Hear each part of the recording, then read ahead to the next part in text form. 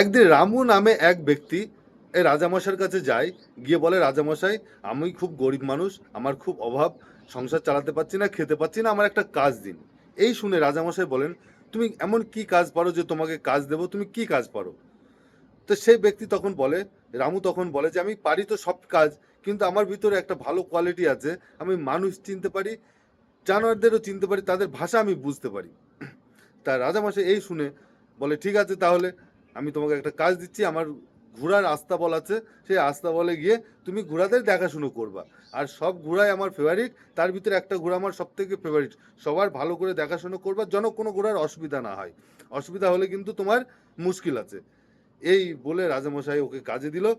কিছুদিন কাজ কাজ করার পরে একদিন রাজামশাই ওকে ডেকেছে, যে রামু, তুমি তো বলছিলে আমি জানোয়ারের ভাষা বুঝি, তাহলে তুমি যে ঘোড়ার আস্তা বলে আছো, সেখানে তুমি কি বুঝলে আর কি দেখলে, সেটা আমাকে বলো, দেখি তুমি কি বোঝো। তো রামু তখন বলছে, রাজামশাই, আপনি যদি রাগ না করেন তাহলে আমি একটা কথা বলি। রাজামশাই বললেন, না না, রাগ করবো কেন, তুমি বলো, তোমাকে তো আমি জিজ্ঞাসা করছি, তুমি বলো তোমার কি কথা আছে। তখন রামু বলে যে, রাজামশাই, আপনার যে ঘোড়া, সেই ঘোড়াটা হচ্ছে আসল নসলের ঘোড়া না, মানে ভালো জাতের ঘোড়া ঘোড়া না। রাজামশাই শুনে বলছে, কেন? এ তো আমার ফেভারিট ঘোড়া, আর আমি ভালো জায়গার থেকে নিয়েছি, এ ভালো জাতের ঘোড়া। বলছে, না রাজামশাই। বলছে, তুমি কি করে বুঝলে? বলছে, রাজামশাই, যখন কোনো ঘোড়া ঘাস খায়, তো একবার মুখে ঘাস নিয়ে সে উপরের দিকে তাকিয়ে খায়, আর যখন কোনো গরু ঘাস খায়, তখন সেই ঘাসের দিকে, ঘাসে মুখটা রেখেই সে মাথাটা নিচু করে ঘাসটা খায়। তো এই ঘোড়াটার কোনো একটা ডিস্টার্ব আছে, জাতটার ভালো না আমার মনে হচ্ছে। রাজামশাই বলছে, আচ্ছা। রাজামশাই সন্দেহ হয়েছে, যার কাছ থেকে ঘোড়া নিয়েছে তাকে ডাক করিয়েছে, যে বল, সত্যি কথা বল, কি ব্যাপার আছে, ঘোড়া এমন কেন করছে। তখন সে সত্যি কথা বলে, যে রাজামশাই, ব্যাপারটা হচ্ছে, ঘোড়া যখন এই বাচ্চাটা দেয় তার মা, তারপরে ঘোড়াটা মারা যায়। এই বাচ্চা ঘোড়া, এ যখন বাচ্চা ছিল, তখন গরুর দুধ খেয়ে মানুষ হয়েছে, তার জন্য এই অবস্থা। তা রাজামশাই তো শুনে খুশি, যে বা রামু, তুই তো একবারে ধরে ফেলেছিস, আমরা তো এখনো কেউ ধরতে পারিনি। তো সেই খুশি হয়ে রাজামশাই রামুকে ছাগল, মুরগি, হাঁস এগুলো উপহার দেয়। কি দেয়? ছাগল, মুরগি, হাঁস এগুলো রাজামশাই রামুকে উপহার দেয়। রামু তো নিয়ে খুশি। দুদিন পরে রাজামশাই আবার রামুকে ডাকে, যে রামু, তুই এবার এক কাজ কর, এই আমার যে রাজমহল আছে, এই মহলে তুই দেখাশুনো কর, এখানকার মানুষ কেমন কি, তুই আমার একটু বল। রামু বলছে, ঠিক আছে রাজামশাই, আপনি যেমন আদেশ করবেন। এই বলে রামু নিজের কাজে লেগে গেছে। হঠাৎ একদিন, কয়েকদিন পরে রাজামশাই রামুকে ডেকেছে, রামু, এদিকে আয়। রামু এসছে, প্রণাম মহারাজ। বলছে, রামু, তুই তো অনেক ঘুরলি, পুরো মেহেলই দেখলি, আমার রানীকেও দেখলি, এইবার বল, আমার রানীর সম্বন্ধে তুই কিছু বলতো। বলছে, রাজামশাই মাফ করবেন, আমি বলতে পারবো না। বলছে, কেন? বলছে, আপনি যদি ক্ষমা করেন তবে আমি বলবো, না হলে আমি বলবো না। বলছে, বল, কোনো অসুবিধা নেই, কি প্রবলেম আছে বল।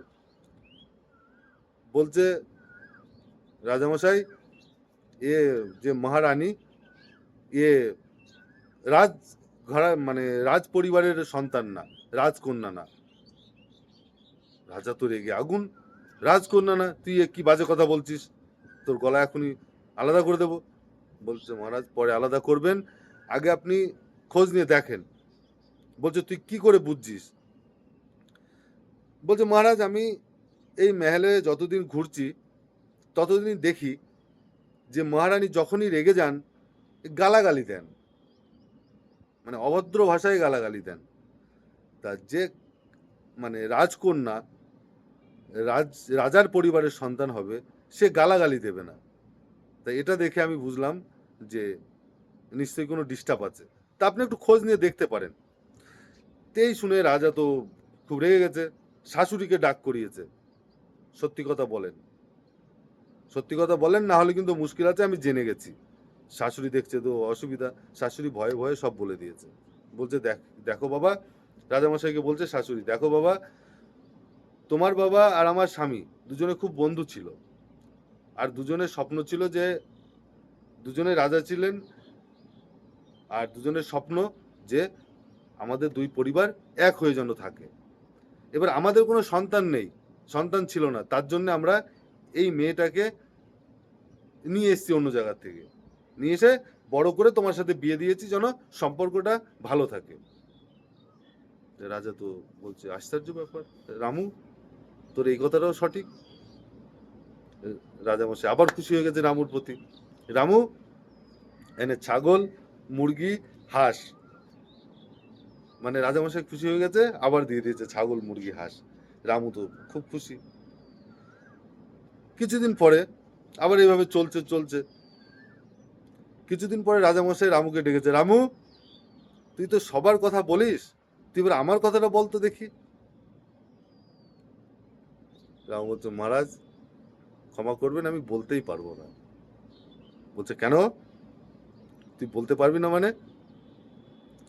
বলছে, রাজামশাই আমি বলতে পারবো না, আপনি ক্ষমা করবেন।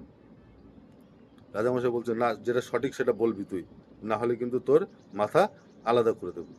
রামু বলছে, মহারাজ ক্ষমা করবেন, আমি বলছি। বলছে, বল। বলছে, মহারাজ দেখে মনে হচ্ছে আপনিও রাজার সন্তান না। রাজা তো রেগে লাল, তলোয়ার বার করেছে। রামু তোর আজকে, হ্যাঁ তুই ফালতু কথা বলছিস আমার সামনে। বলছে, মহারাজ ক্ষমা করবেন, কথাটা সঠিক, আপনি একটু ভালো করে যাচাই করে দেখবেন। বলছে, কিভাবে তুই বললি এই কথাটা বল। বলছে, মহারাজ ম্যাক্সিমাম টাইম, বেশিরভাগ টাইম রাজার ছেলে রাজা খুশি হলে সোনা দেয়, গহনা দেয়, জমি দেয়, কিন্তু আপনি দিচ্ছেন ছাগল, মুরগি, হাঁস। এর থেকে এটা বোঝা যায় যে আপনিও রাজার সন্তান না। রাজা তখন বলছে, আচ্ছা এই ব্যাপার। রাজা তখন তার মার কাছে খোঁজ নিয়েছে, নিয়ে দেখে হ্যাঁ সঠিক, ডিস্টার্ব আছে, সন্তান হচ্ছিল না। ওই ছাগল চড়াই যে পরিবার জঙ্গলে, সেই পরিবারের সন্তান, তাকে নিয়ে বড় করে রাজা বানিয়েছে। রাজা তো এটা শুনে অবাক, যে কি ব্যাপার। তো রাজা রামুকে বলে, রামু তুই সঠিক, সত্যি তোর সিদ্ধান্ত, তুই যে মানুষ চিনিস এটা বুঝলাম। আর এর থেকে আর একটা শিক্ষা আমরা পেলাম, যে রক্ত কথা বলে, যার যেমন রক্ত, যার যেমন রক্ত চলছে সে তেমন কথা অবশ্যই বলবে। Thank you so much.